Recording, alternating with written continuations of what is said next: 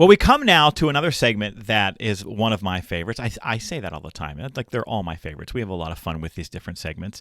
And like this your children segment, they have a are. favorite. And trying to figure out how to make enough space and time and attention for each one on our show can be challenging sometimes. And this is not a segment we've done recently. This segment is called Boss Scripts.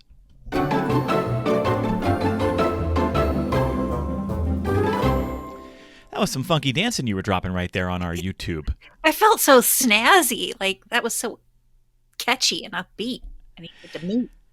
Well, and this is a script that I think in one way or another we have probably tossed out there in various conversations that we've had about how to create workplaces that are more psychologically safe for folks. How do you get people to open up? How do you get people to feel comfortable admitting when they're not at their best, when they've made a mistake, right? That's what psychological safety is, the belief that I'm not going to be penalized or humiliated for speaking up or making a mistake or expressing concerns. And our boss script today is really about both how to draw that out and how to respond. And so here's the script. I care about you. How can I help? And I think sometimes we overcomplicate the kinds of interactions that we want and should have with our direct reports. And especially if somebody does give voice to a struggle or a concern or not being at their best, or, hey, I'm feeling burned out, or I'm just not fully plugged in at work.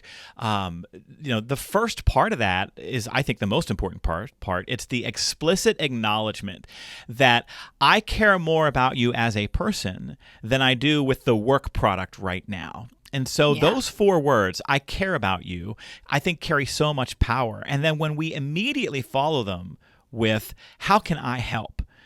We're not necessarily asking a question that's entirely limited in scope to what we do here at work or my role for you as a leader.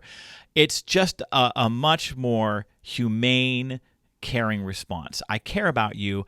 How can I help? Let's talk about some of the other power in that, Alyssa, and what kind of responses that can elicit, and why that it does elicit why it does elicit some powerful responses sometimes. I think the explicitness of saying, I care about you, is the piece that we oftentimes get so hung up on because we put these expectations on ourselves as leaders to have all of the answers. When someone comes to us with a problem, whether it be personal, professional, we're supposed to have the answer, right? And when they come to us in a way that doesn't necessarily present itself as in those blocks of space professionally, it's hard and vulnerable to communicate, once again, explicitly that you care about them. Mm-hmm. And so we work really hard generally at showing people that, but we don't say it. Yeah. Because that's where the real icky, squishy, ooey, oh, I'm getting into that feeling zone. Am I allowed to? That doesn't feel like I should. All of those different kinds of grayness comes in. But if we truly acknowledge that we're allowed to have feelings of care and deep empathy for the people that work with us, that's a tremendous part of being a leader that isn't just someone that shows up that can lead a team. That's bringing your authentic self, your whole self, into the workplace. And whenever you can be vulnerable enough to explicitly say, I care about you, that's like the professional I love you. At least to me, that's what it feels like.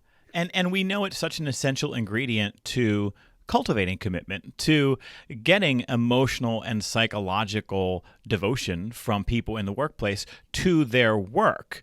The relationship that they have with their direct supervisor and a number of factors and conditions that supervisor creates is what determines whether or not that commitment's ever going to happen. And it's not out of bounds to suggest that does my boss care about me as a person is perhaps the highest ranking of those beliefs and conditions that people need to have in order to then develop that emotional and psychological commitment.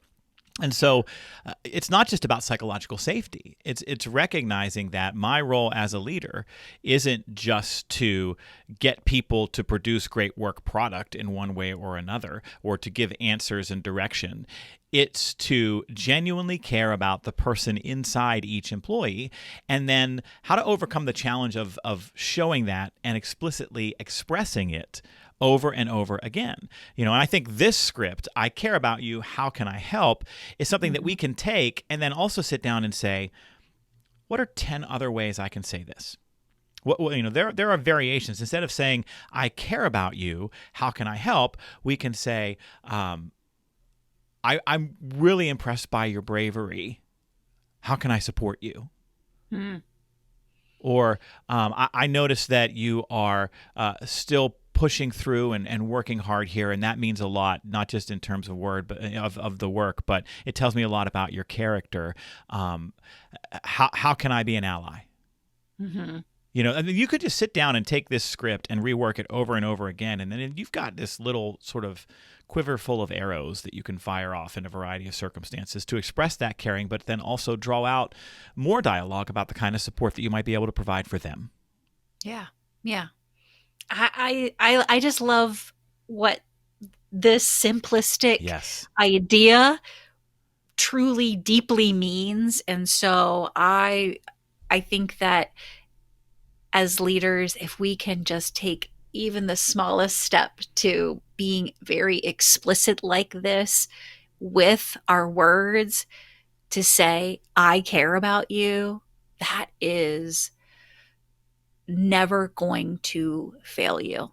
Yeah, absolutely.